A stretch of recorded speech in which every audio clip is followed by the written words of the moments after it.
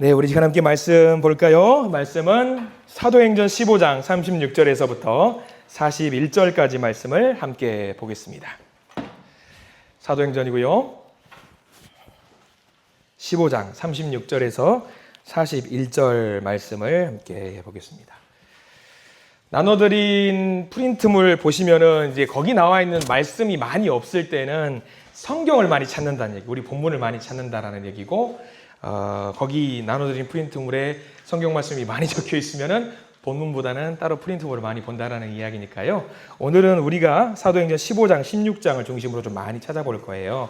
그래서 사도행전 15장 36절에서부터 41절까지 말씀을 함께 보도록 할게요. 사도행전 15장이고요. 36에서 41절까지 말씀입니다. 36절에서 41절까지 말씀 우리 같이 함께 읽습니다. 36절입니다. 며칠 후에 바울이 바나바더러 말하되 우리가 주의 말씀을 전한 각 성으로 다시 가서 형제들이 어떠한가 방문하자 하고, 바나바는 마가라 하는 요한도 데리고 가고자 하나 바울은 밤빌리아에서 자기들을 떠나 함께 일하러 가지 아니한 자를 데리고 가는 것이 옳지 않다 하여 서로 심히 다투어 피차 갈라서니, 바나바는 마가를 데리고 배 타고 구브로로 가고, 바울은 실라를 택한 후에 형제들에게 주의 은혜에 부탁함을 받고 떠나 수리아와 길리기아로 다니며 교회들을 견고하게 하니라. 아멘. 그리고 오늘 우리 말씀 가운데 하나님의 은혜가 있길 간절히 소망합니다. 우리 기도하는 마음으로 한번 고백해 볼까요? 하나님의 은혜가 지금 저에게 임하기를 기도합니다. 우리 옆 사람 축복하면서 하나님의 은혜가 지금 여러분에게 임하기를 기도합니다. 축복합니다. 하나님의 복된 은혜가 넘치길 간절히 소망합니다. 그래, 오늘 말씀은요, 우리가 실라라는 사람을 한번 보려고 합니다. 고구려 백제 신라. 그래서 여러분, 고구려 백제 신라가 아니에요. 기억하기 쉬우라고. 이 신라라는 사람을 기억하기 쉬운 방법은 고구려 백제 신라를 생각하시면 돼요. 이 신라는요, 그 말 뜻의 의미는 생각이라는 말 뜻이 있어요. 생각. 우리가 생각을 한다. 신라라는 말은 생각한다라는 말이 있고요. 원래 이 사람의 원래 말은 실루아노. 성경에 어디는 신라라고 적기도 하고, 어디 성경은 실루아노 이렇게 네 글자로 적기도 해요. 이게 로마식으로 썼느냐, 이스라엘식으로 썼느냐, 그 차이거든요. 신라 또는 실루아노를 보시면 될 것 같아요. 실루아노는요, 예수님의 12제자 중에 한 명은 아닙니다. 12제자만큼은 아니었다라고 할지라도 성경 신약성서에 어디도 등장하지 않는 대단한 칭호를 하나 받았어요. 신라가. 얼마나 대단한 칭호를 받았는지 우리가 좀 살펴봐야 될 것 같아요. 먼저 우리가 성경 본문을 좀 살펴보면은 15장, 사도행전 15장 22절 말씀을 한번 볼까요? 15장 22절 말씀. 그래요. 여기 이제 신라가 이제 드디어 등장을 하게 되는데 어떤 사람인지 사도행전 15장 22절 말씀에 나오거든요. 같이 한번 천천히 읽어보겠습니다. 시작. 이에 사도와 장로와 온 교회가 그 중에서 사람을 택하여 바울과 바나바와 함께 안디옥으로 보내기를 결정하니, 곧 형제 중에 인도자인 바사바라 하는 유다와 실라더라 라고 나와 있어요. 잠깐 한번 지도 보실래요? 지도 보시면, 제가 나눠드린 종이 지도 보시면 이게 어떤 배경인지 좀 알고 넘어가면 좋을 것 같아요. 지금 예수님의 사도 바울과 이 실라와 바나바, 여기 이름이 나와 있는 사람들은 현재 있는 위치가 어디냐면 예루살렘이에요. 오른쪽 제일 아래로 예루살렘이 있죠. 거기서 지금 어디로 보내는 거라고 나와 있냐면 안디옥으로 보낸다고 나와 있어요. 그래서 우리가 안디옥 생각하면은 이 예루살렘 위쪽에 있는 수리아의 안디옥을 보통 생각하면 되고, 이 안디옥에 안디옥 교회가 있어요. 안디옥 교회. 대한민국에도 안디옥 교회 되게 많이 있는데, 이 안디옥 교회에 담임 목사님을 했던 사람이 두 사람이 있다고 말씀드렸어요. 누구였냐면 바울과 바나바, 이 두 사람이 있어요. 바울과 바나바가 담임 목사로 사역을 했던 거지요. 근데 오늘 15장 22절 말씀을 보면은 거기에 누가 같이 갔다라고 나와 있냐면 실라라는 사람이 같이 가서 사역을 도와주었다라고 나와 있는데, 15장 22절 말씀에 잘 보셔야 될 게 뭐가 있냐면 15장 22절 제일 끝자락에 인도자인 바사바라 하는 유다와 실라더라. 그럼 실라가 그냥 평범한 성도가 아니라는 것을 나와 있어요. 어떤 사람이었냐면 인도자였다라고. 인도자였다고. 그러니까 신라는 그냥 평범하게 예배를 드리는 그런 사람으로 있었던 게 아니라 그 교회를 지도할 수 있는 지도자급의 역량을 갖고 있었던 사람이 신라였다라고 보면 될 것 같아요. 보통 사역자들은 혼자서 사역하는 경우가 거의 없어요. 심지어 사도 바울도 혼자 사역할 때가 있긴 있었지만 거의 없이 협력자들이 보통 있었습니다. 그러면 신라는 누구와 같이 힘을 합해서 사역을 했을까요? 한번 맞춰보세요. 신라는 누구랑 사역했을까요? 그렇죠. 바울이 1번이에요.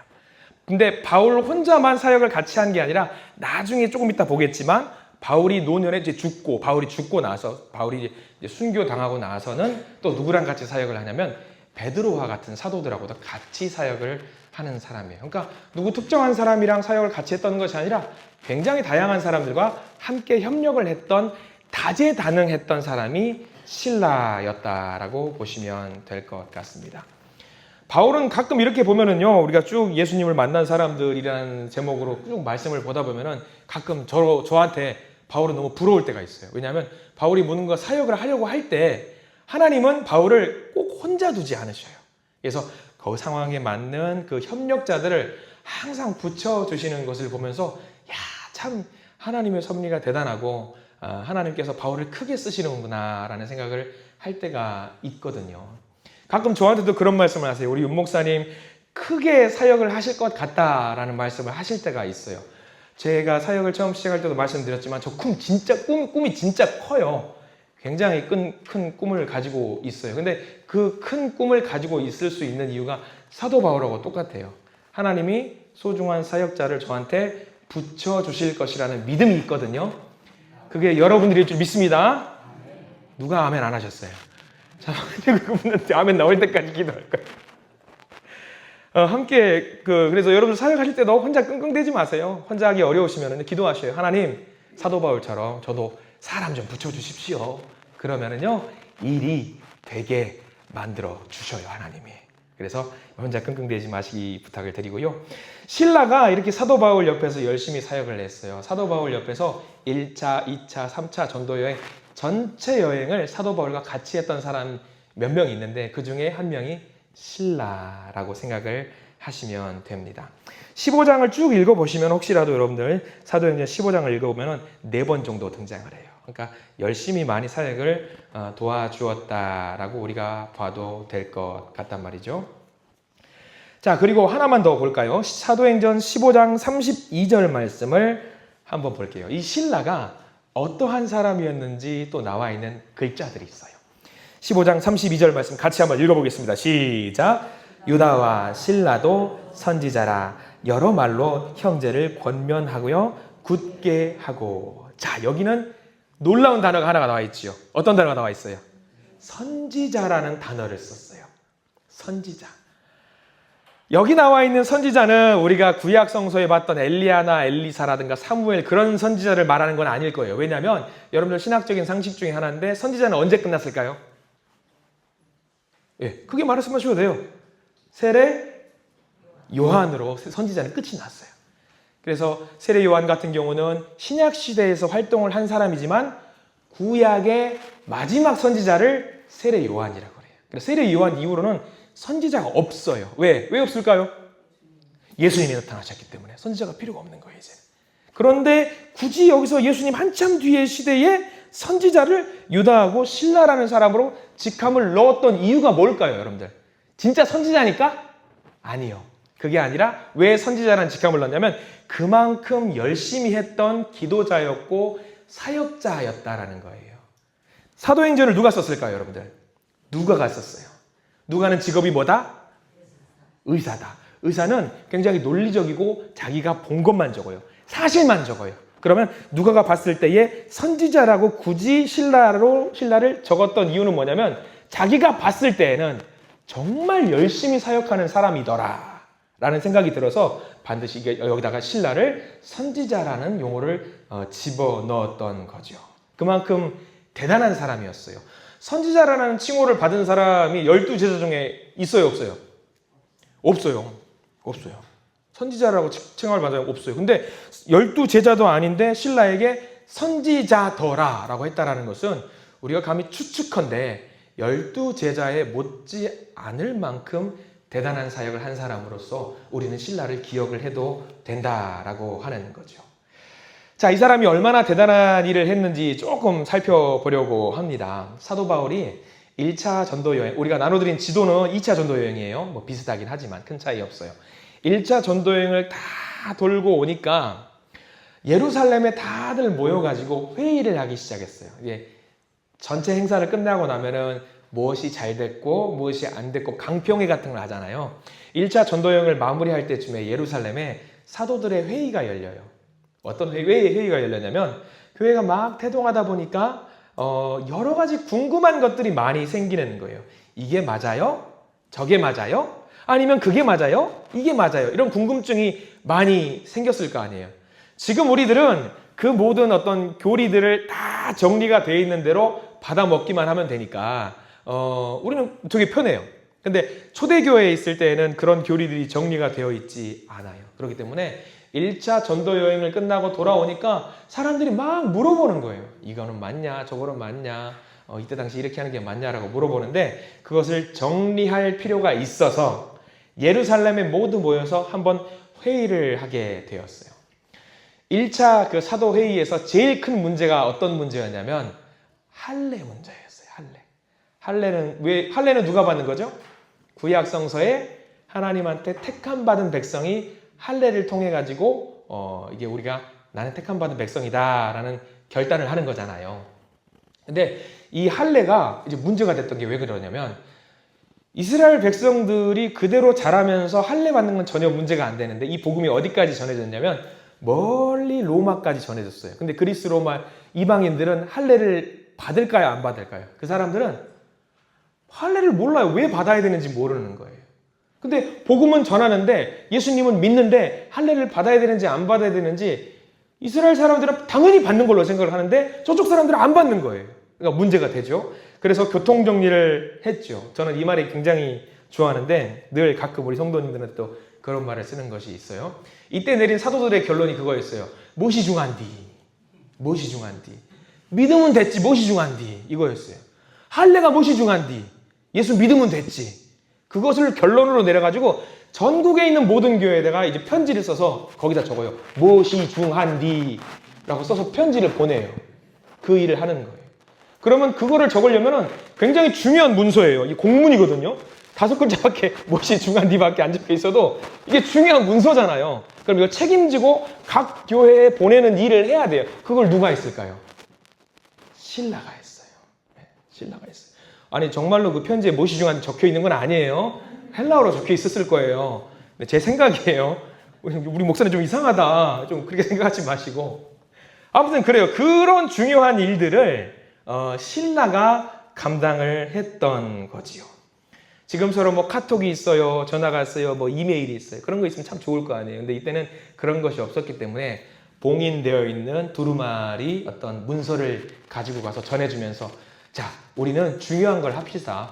할례 중요한 거 아니고 예수만 믿으면 된다더라 라고 사도들이 결정을 내렸으니까 우리 그렇게만 합시다 라고 했을 때 그 편지를 전해주는 역할을 감당했던 사람도 신라였다라고 하는 거죠. 그 내용이 15장 22절 말씀에 나와요. 아까 읽었던 말씀이죠. 15장 22절 말씀 보면은 제목이 뭐라고 되어 있어요, 여러분들? 이방인 신자들에게 보내는 편지. 그 편지에는 어떤 내용이 들어있다? 무엇이 중한디가 적혀 있었다. 무엇이 중한디가 적혀 있었다. 그거예요. 그러니까 그만큼 신라는요, 굉장한 중요한 일을 한 거죠. 1차 사도 바울의 1차 전도여행을 같이 갔고 2차 전도여행도 다 같이 갔고 그리고 이 사람이 좀 배웠나 봐요. 그래서 그 편지를 작성할 때도 초안이랑 막 작성할 때 직접 이거를 막 쓰면서 이렇게 하면 된다라고 조언도 해 주었던 사람이죠.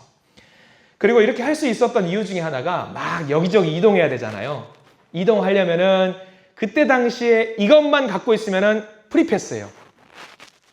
네, 비자 없이 어디든지 갈 수 있어요. 사도 바울도 갖고 있었던 거 뭐였죠? 로마 시민권. 신라도 로마 시민권을 갖고 있었어요. 그렇기 때문에 이거를 복음을 전하러 가거나 문서를 전달하러 갈 때 신라도 자유롭게 돌아다닐 수가 있었어요. 근데 신라가 그 일을 하기 위해서 하나님이 그렇게 사람을 택하신 것 같더라고요. 다만 차이점이 있다면 바울은 유대인 출신이고 신라는 이방인 출신이고, 그러니까 유대인과 이방인인데 둘 다 로마 시민권이 있으니까 자유롭게 돌아다니면서 여러 사람들을 만나도 복음을 전할 수 있었던 상황이었던 거죠.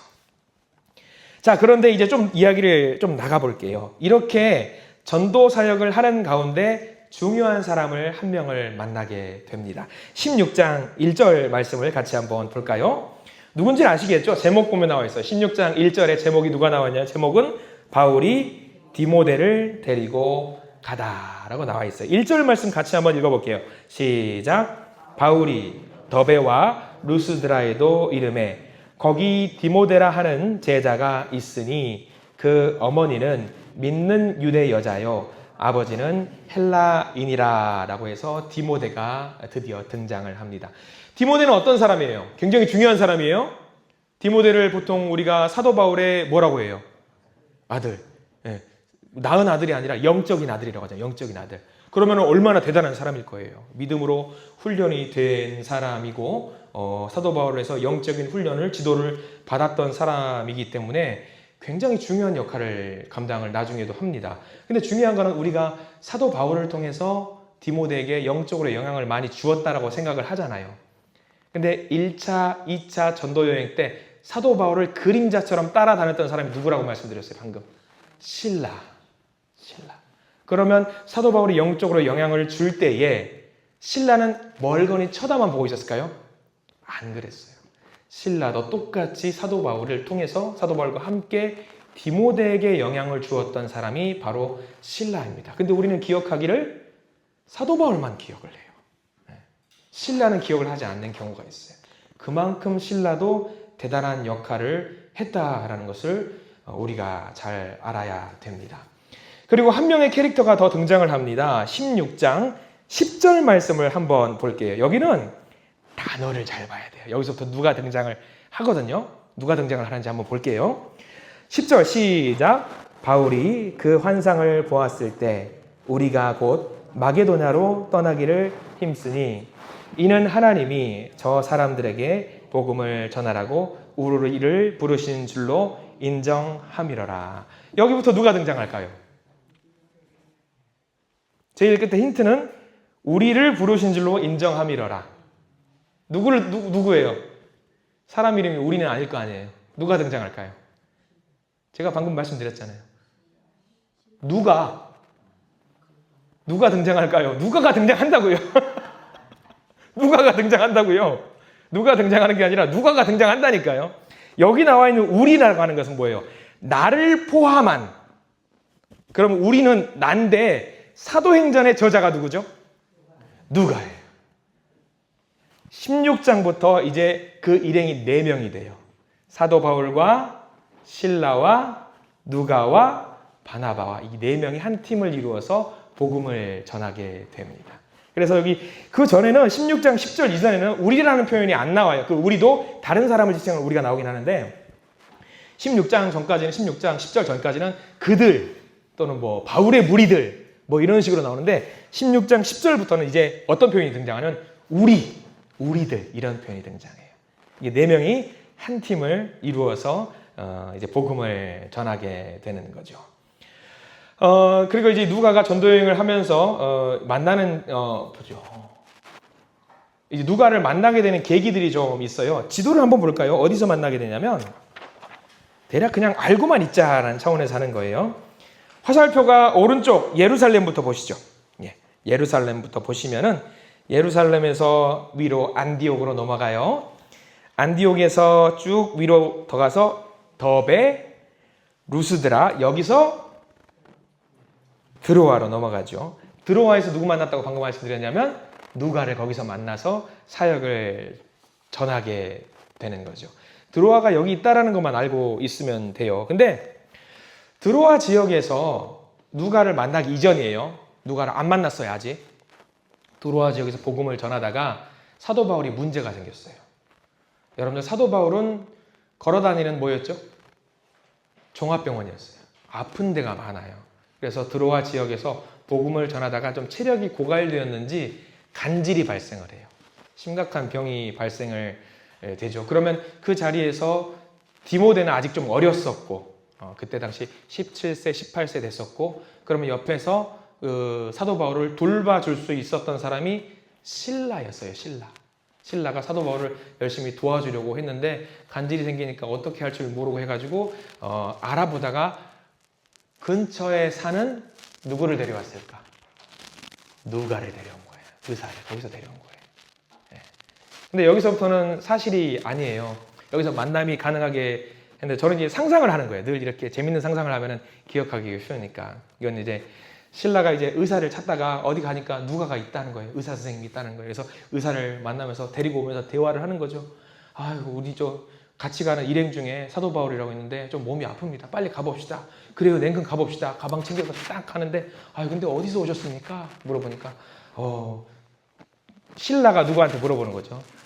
저는 고향이 안디옥입니다. 누가의 고향이 안디옥이거든요. 안디옥입니다. 안디옥? 내가 안디옥에서 왔소이다. 고향 사람 아닌가? 그래서 이제 같이 손잡고 막 가는 거죠. 고향에서 왔구만. 거기 지금 안디옥은 평안하냐? 거기 빵집 잘 있냐?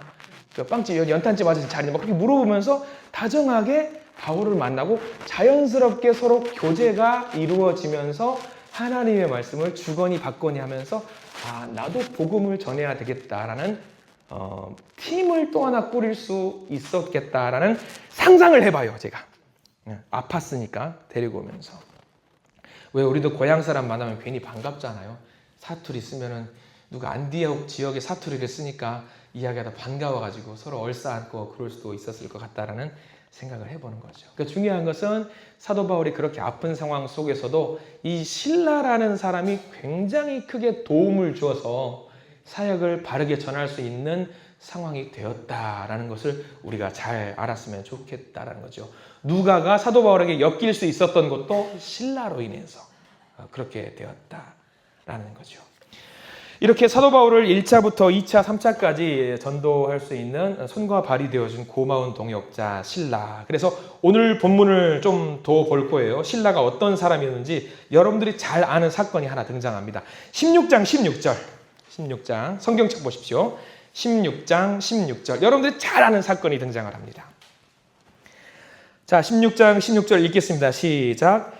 우리가 기도하는 곳에 가다가 점치는 귀신 들린 여종 하나를 만나니 점으로 그 주인들에게 큰 이익을 주는지라. 자, 16절 처음에 시작하는 우리가는 누구일까요? 4명이 나오겠죠? 이제 4명이 나와요. 여기서 누가가 포함되는 4명입니다.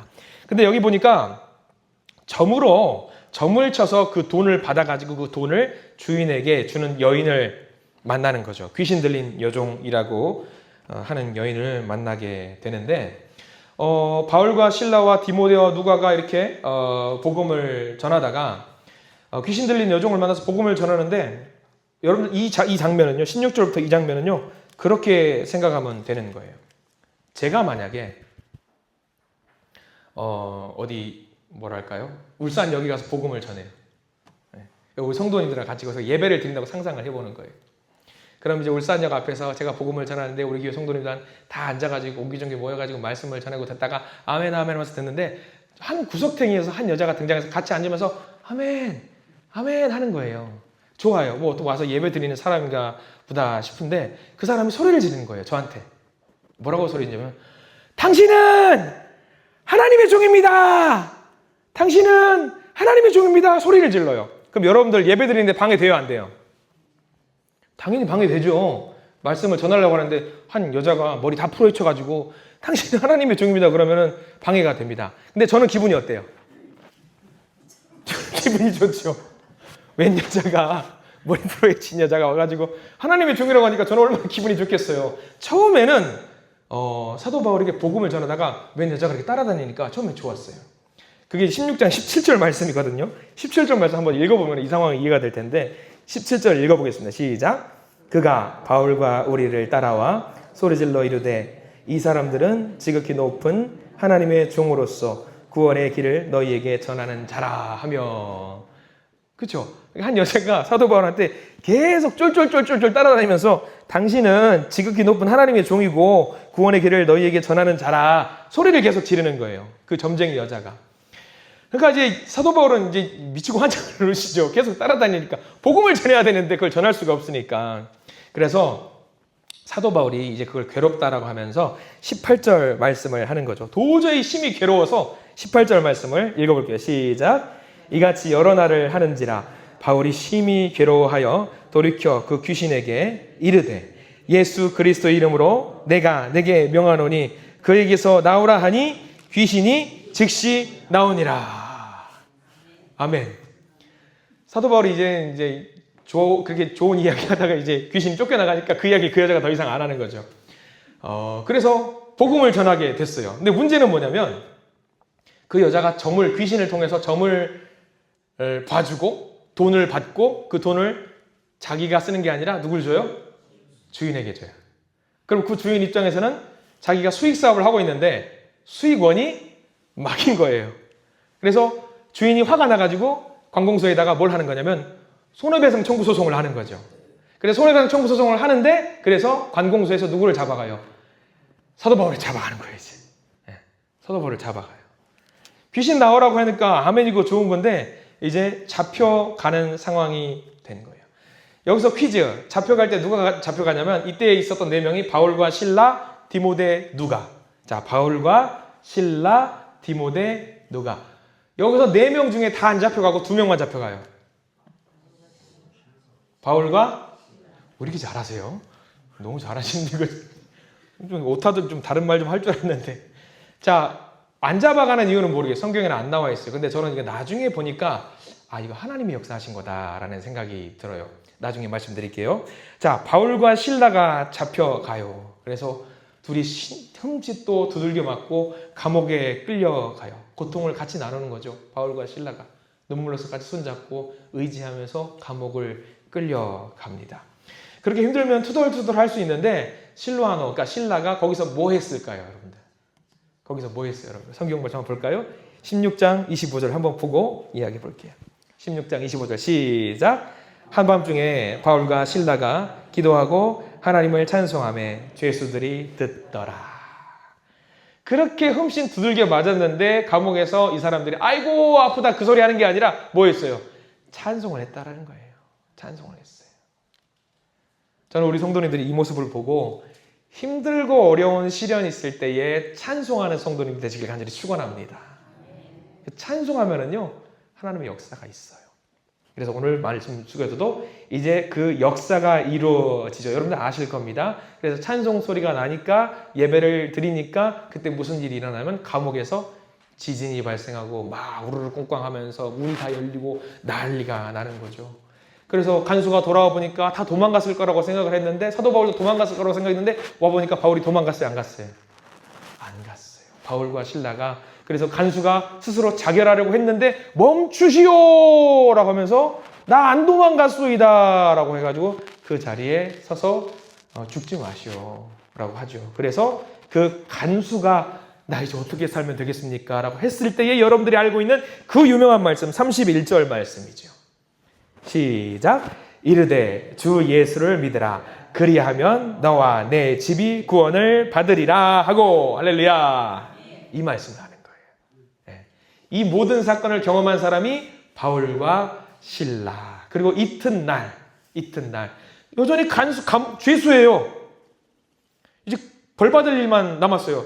아침에 이제 관공서에 또 끌려갔지요. 근데 분위기가 달라요. 왜? 이 사람들 알고 봤더니 바울과 실라가 로마 시민권자인 거예요. 로마 시민권자.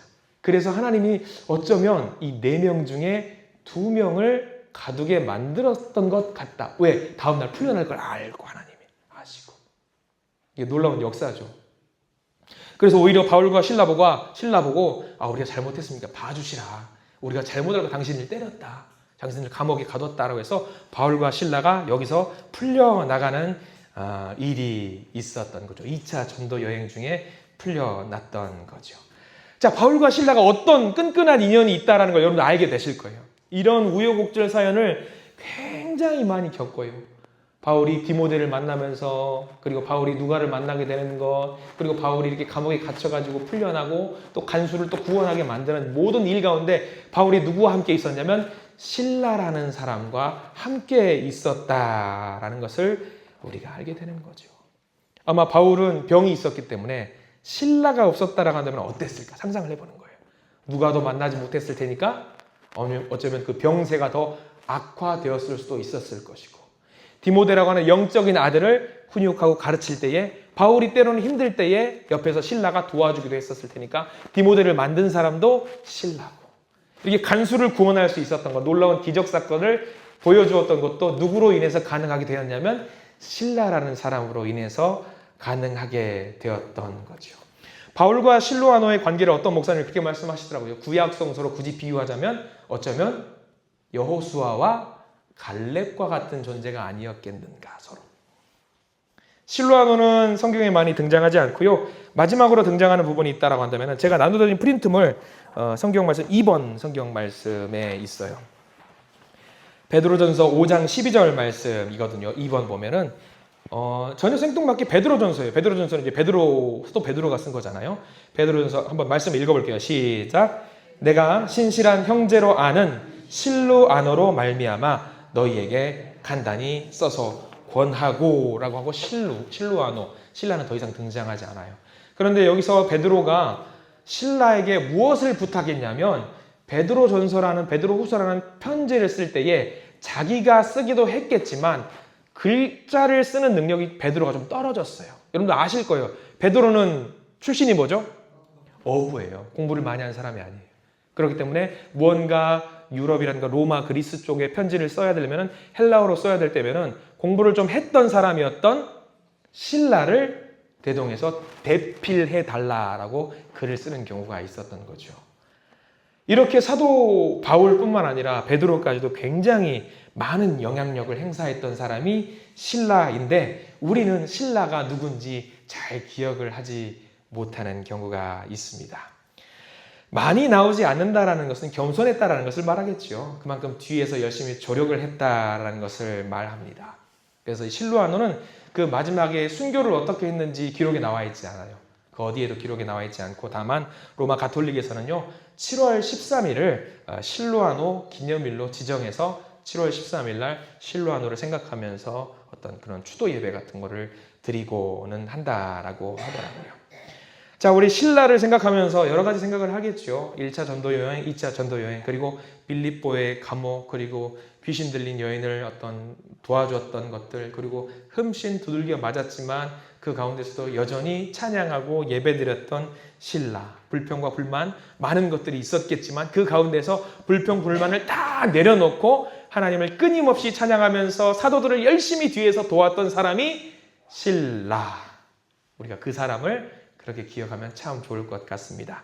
자, 잘 기억을 하지 못하겠거들라 고구려백제 신라만 기억하시면은 아, 신라 그 사람이었지 생각이 좀 나실 것 같다라는 생각이 들어요. 우리 신라를 보면서 그 생각만 한번 하시면 좋을 것 같아요. 어떠한 상황에서도 성도의 찬양, 성도의 기도 소리가 끊이지 않으면요, 그 어려운 상황은요 반드시 하나님께서 기쁨으로 바꾸어 주실 것입니다. 그래서 그것을 통해서 하나님께서 여러분들을 쓰시고 놀라운 역사가 분명히 우리 가운데 펼쳐질 줄 믿습니다. 그래서 그 복을 누리시는 믿음의 성도님 되시길 간절히 축원합니다. 기도하겠습니다. 주님 감사합니다. 오늘 우리는 예루살렘 공동체의 중요한 지도자였으며 복음을 전했던 실로아노, 실라를 만나고 왔습니다. 자신을 희생하며 바울을 끝까지 도왔던 전도자 또는 선지자 실라, 힘들고 어려워도 끝까지 주님을 배신하지 않고 기도하고 찬양을 했던 실라, 그리고 생애 끝자락까지 자신이 할 수 있는 모든 도움의 사역을 찾아가면서 했던 실라. 주여, 우리 모든 성도님들이 실라와 같은 사람이 되기를 간절히 소망합니다. 비록 드러나지 않더라도 나를 통해 주님이 드러나시고 나를 통해 주님만 영광받으면 된다라는 생각으로 늘 주님의 사역을 감당했던 실라의 모습이 바로 우리의 모습이 되기를 원하오니 주여 인도하여 주시옵소서. 예수 그리스도 이름으로 간절히 기도드립니다. 아멘.